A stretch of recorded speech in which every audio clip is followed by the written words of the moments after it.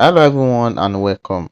And today I'm going to guide you step by step on how to maximize earnings as a Chowdeck rider. Step 1. Maintain a high order acceptance rate.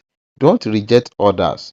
One global Chowdeck rider interviewed by Nairametrics keeps a 100% acceptance rate as his core strategy, since it means he keeps getting assigned more orders. Accepting consistently signals to the app that you are reliable, which affects how often you are offered work. Step 2.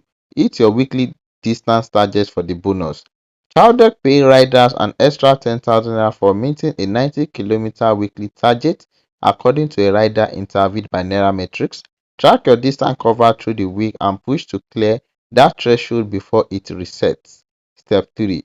Chase the monthly food allowance and Sunday bonus. Rest of the world reporting confirmed Chowdeck pays a 10,000 monthly food allowances to riders who complete 300 deliveries, plus a 5,000 naira bonus specifically for working Sundays. Structuring your week around eating that delivery count and covering Sunday shift adds money on top of your per delivery pay. Step 4. Ride during peak hours and high order zone.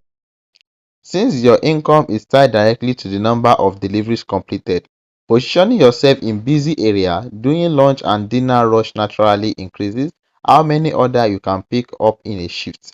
The more active you are during high demand windows, the more your earning compound. Step 5. Track your live earnings and stay consistent. Use the live earning tracker built in the Chowdeck Rider app to monitor what you have made in real time and withdraw whenever you want through instant wallet access. Consistency matters most. And here is a step-by-step guide on how to maximize earnings as a child deck rider. Thanks for watching. Don't forget to like and subscribe.